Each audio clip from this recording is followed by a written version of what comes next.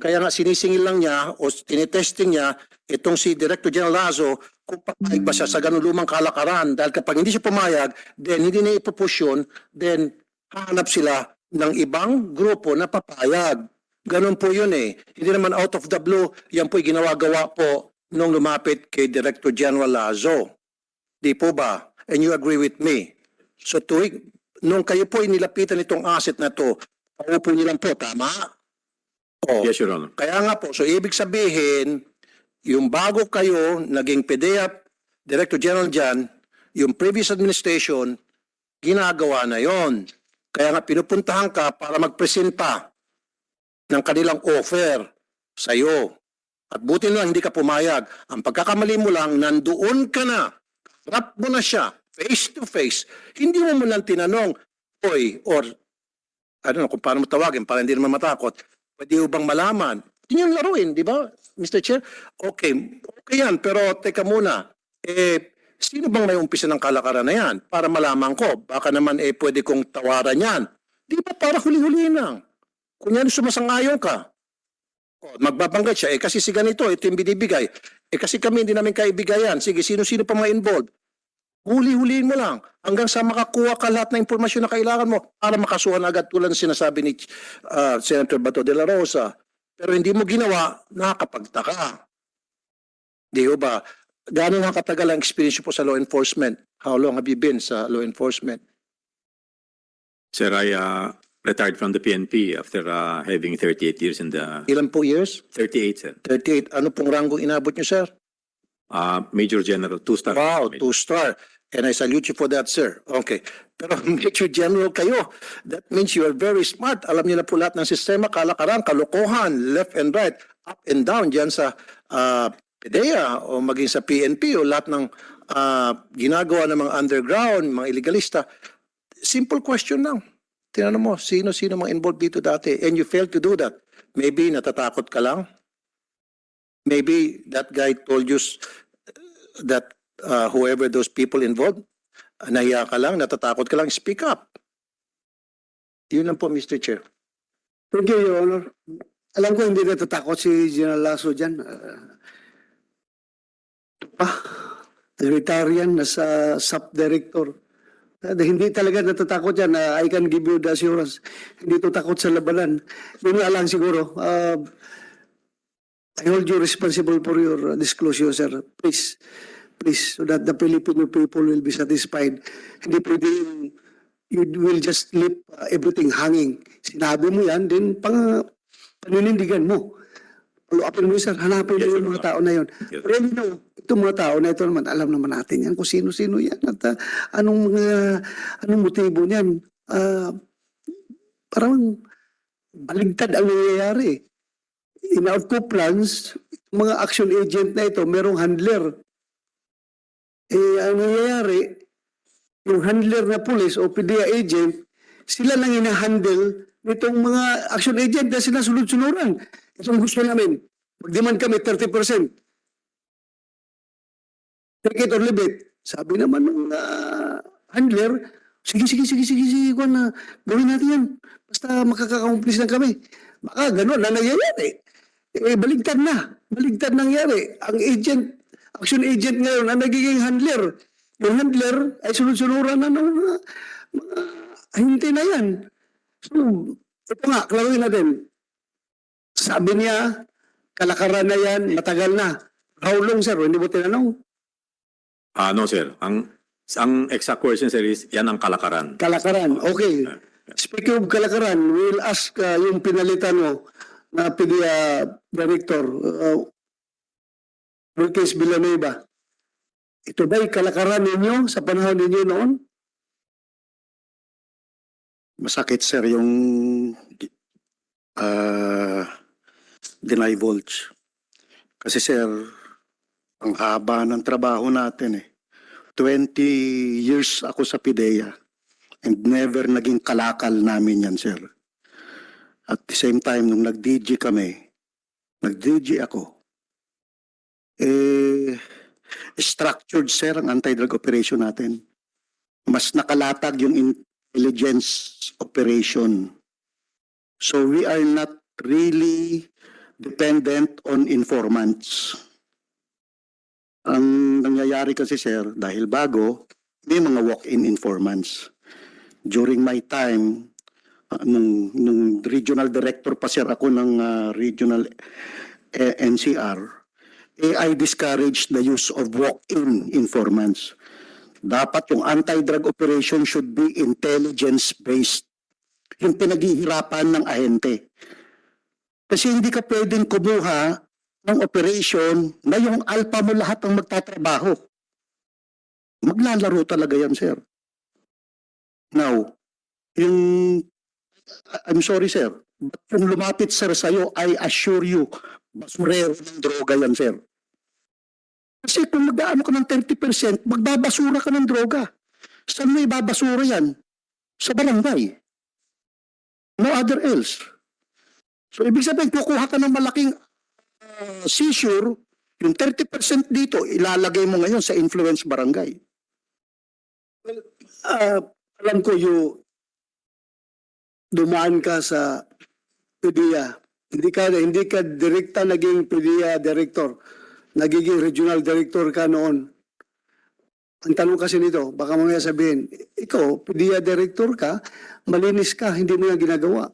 Baka the people under you, may ginagawa na ganun. So, you've been a regional director, I'm sure, hands-on ka pag RD ka sa lahat ng operations. Sir, pag nag-30% ka kasi, sisingaw yan, sir. Imposible hindi sumingaw yan. Ibig sabihin, pag kumuha ka ng droga, out of dun sa huli mo, sisingaw yan, sir, sa mga law enforcement. Ito na nga, sumingaw nga. May sumingaw yung nagsabi. Hindi natin nga alam, sir, kung paano ang singaw niyan eh. Sir, kung ako yun, nilapitan, ang una kong tatrabahuhin, yun lumapit sa akin kasi siguradong basurero yun. Kasi alam niya kung sino yung nagka-30% eh. Yun dapat ang kakandakan ko ng intelligence operation. Dahil sayang, sir, yung legacy na iniwan ng ating presidente about sa war against drugs. During my time, 2020, pandemic pa yan, sir, nakakuha tayo 3.994 tons of dangerous drugs. Kung may 30% yan, sir, sisingaw yan. Bakit? Every operation namin, sir, meron kaming NICA, kasabay namin. Kasabay namin, sir, ang ISAP, kasabay namin ang PIDEG. Definitely, sisingaw yan, sir. And ever since, ano sir, kay Presidente Duterte, ex-president, Patay ka. Gawin mo yan. nauuna ka. Which is yun na nakakalungkot dahil binigay natin yung lahat because of yung, ano sir dapat sir kasi proactive yung intelligence natin eh. Dapat talaga sir. Mr. Chair, pwede makasingit base sa mga sinasabi niya. Okay, Mr. Villanueva, ito pong tanong ko sa inyo.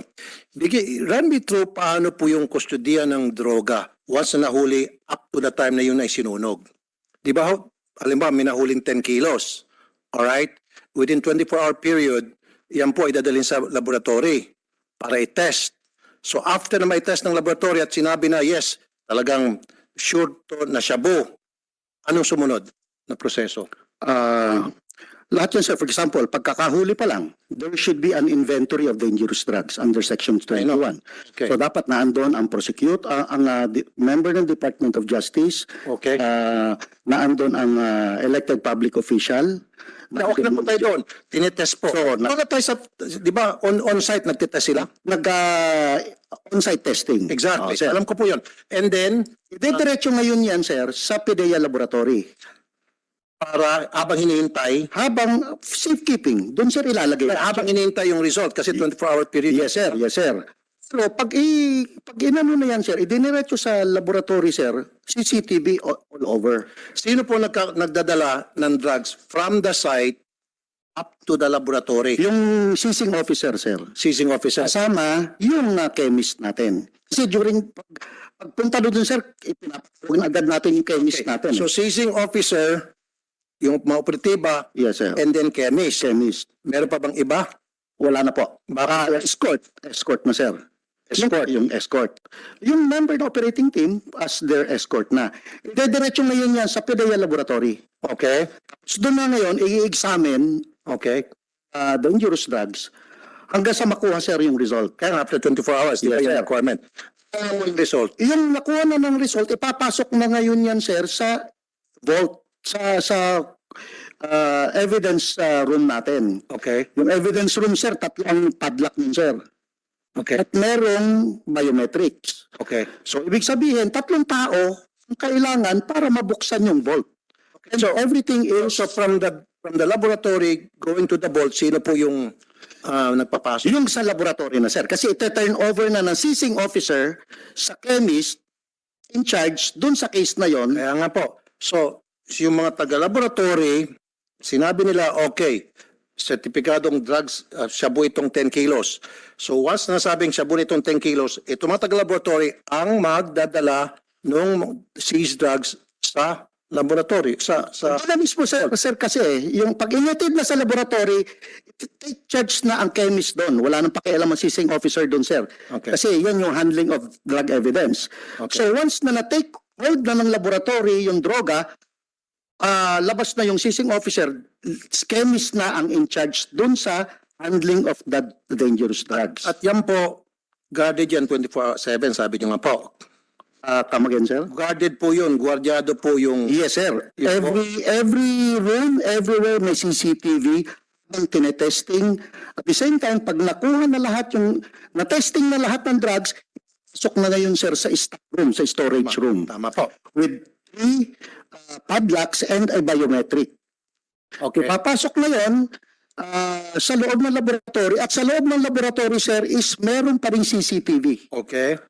So, in short, pag na... So, ibig sabihin talaga mahirap. sir, pag Ang tanong ko po sa inyo, bigyan niyo po ako ng listahan ng mga kaso na pinala niyo, nahuli yung droga na na-technical po ang PDEA dahil po sa handling of evidence. Ilan po ang mga kaso na kung saan na-dismiss yung case against those? No, sir, I don't have I the need, detail. I need. But they can provide you. for that. The PDEA can provide you with the Balita list. ko, may mga insidente na nate-technical po ang PDEA dahil nga po sa handling of evidence. Nate-technical po ang PDEA dahil po yung mga operatiba hindi po umaten sa mga kaso. So I need data for those. Yes, sir. We can course through Thank you. the Director General, sir. Yeah, Your Honor, maybe the PDEA can provide that report. Yes, I mean, sorry, Director we will Lasso, submit, Your Honor. even for the PNP.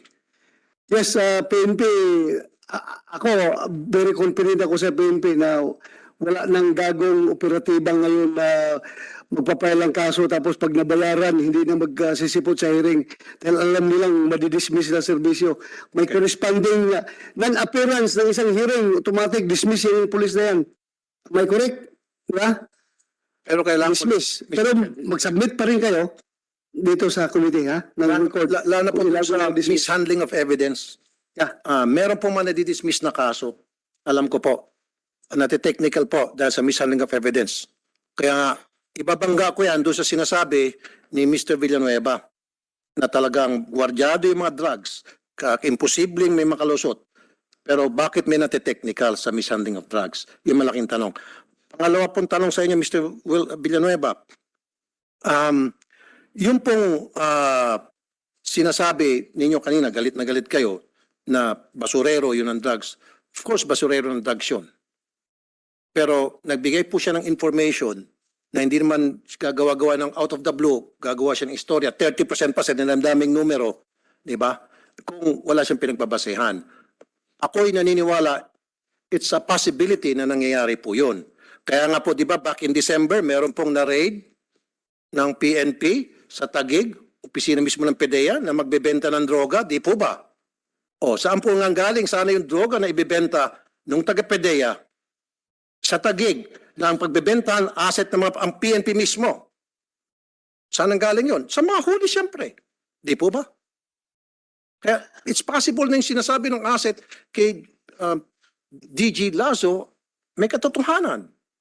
We have to accept our fault, our weaknesses, nang sa gayon, doon lamang natin masusolve ang isang problema.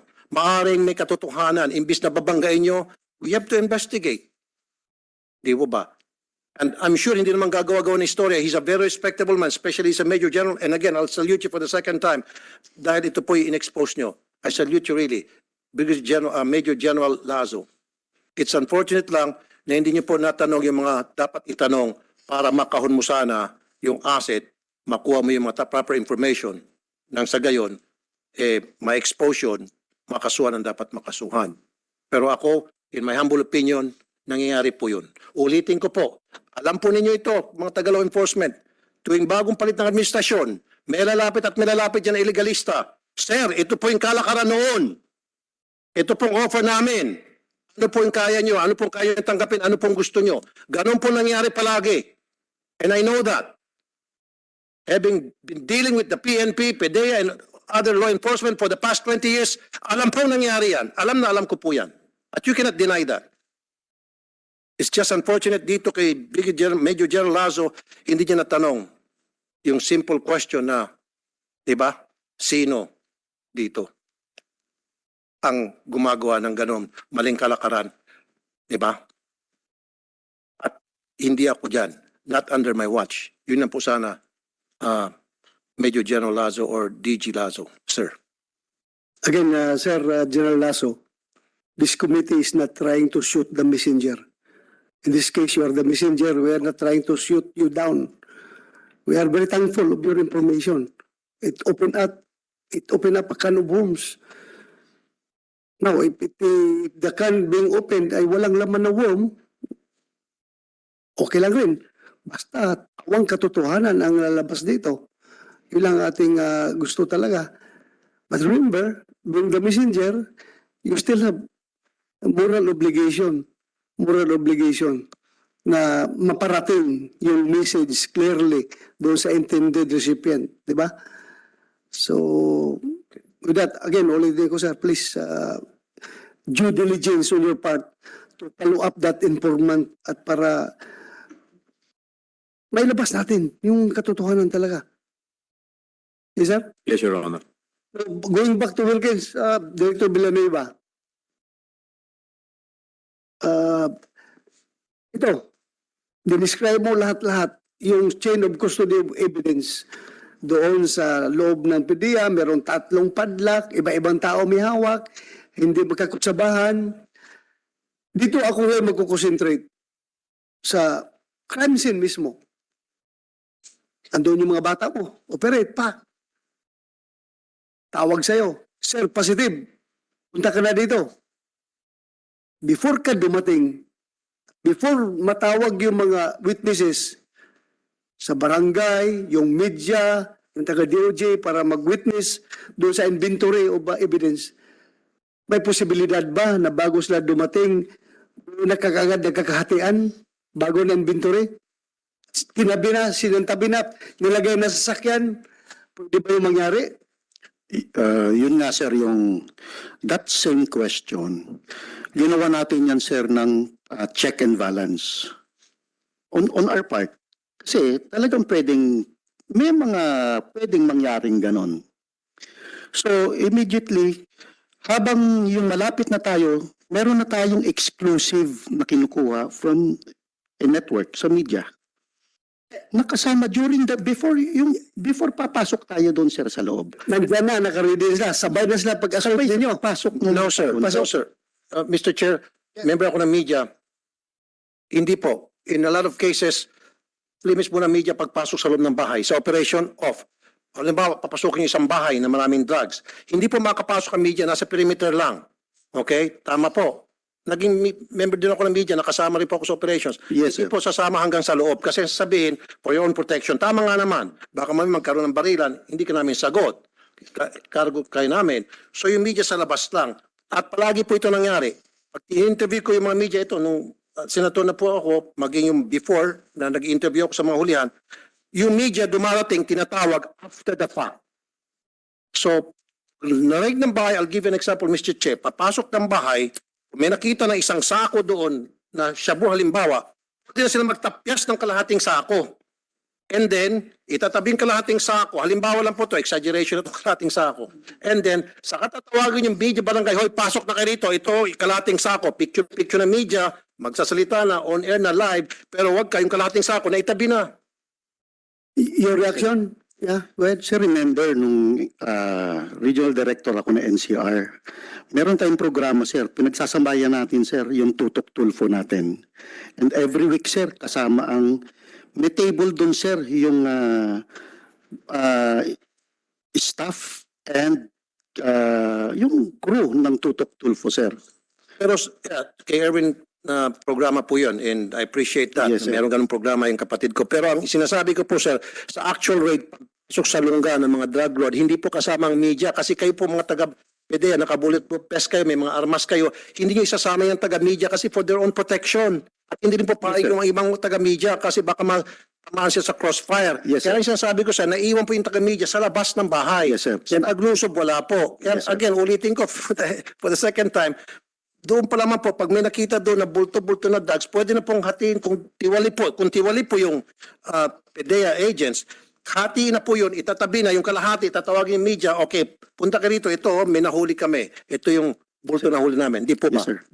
Ang tanong ko lang, is that a possibility?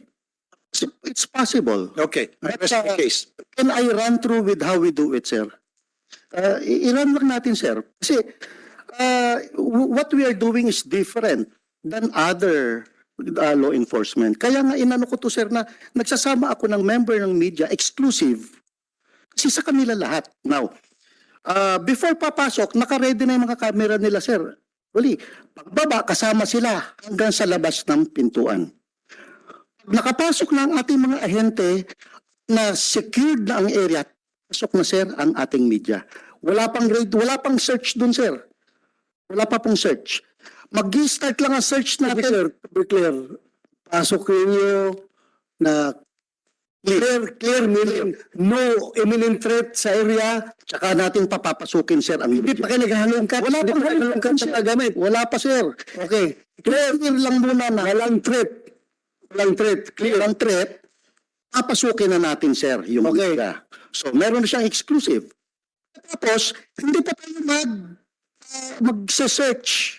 Hihintayin muna natin yung member ng, yung witness dun sa search.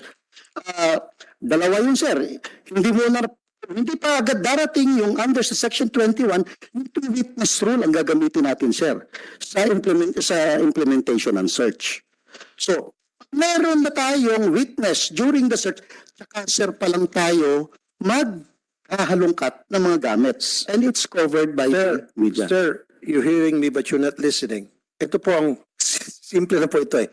Papasok yung PDEA. Okay, pagpasok PDEA, naghahalogog. Pwede pa naman mag-standby yung yung mga media doon. Pwede yun hawak nyo naman yung oras eh. Pwede nyo mapasukin kung kailan nyo gusto eh. Ako, pwede yung palabasin na nagsisearch kayo for 5 minutes. Kasi to make sure na talaga yung bahay, wala talagang may armas doon. So, in 1 minute sir, pagpasok ng bahay, nakita nyo agad na may droga doon, pwede nyo maitabi agad yung ebidensya. Ipasa nyo sa isang kasama at yung isang kasama ihagi sa bintana yung mga droga na yon and then saka papasok yung media. Clear, everything clear.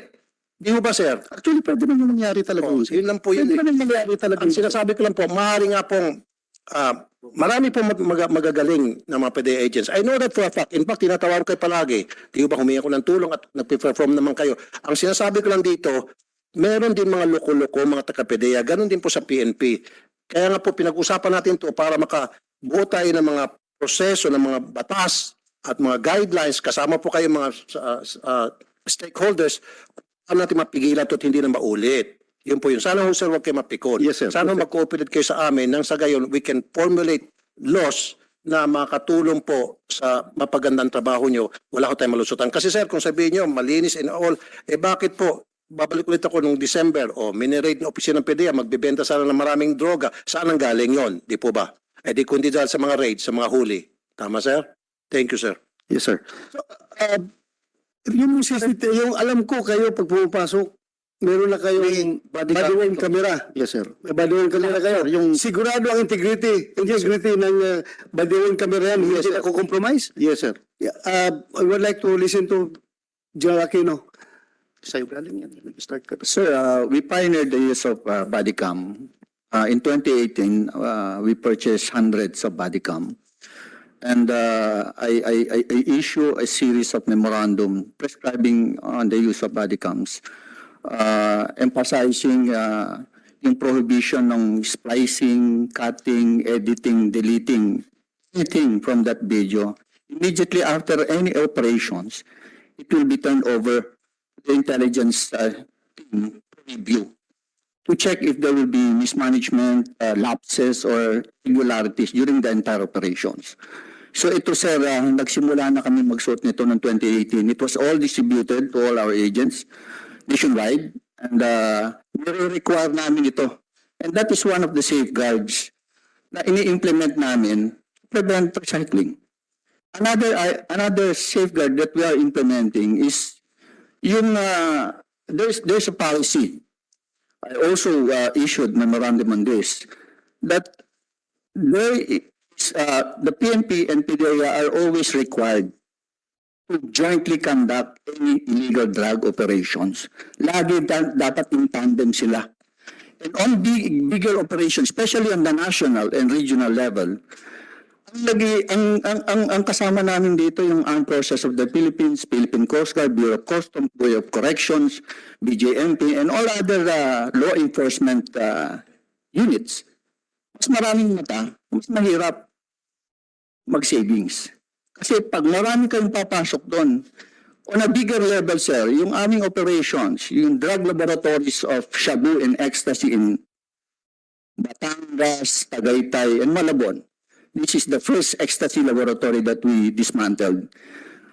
Kasama namin, sir, dito ang National Narcotics Commission ng Republic of China, People's Republic of China. They are not included in the actual operations, but they are there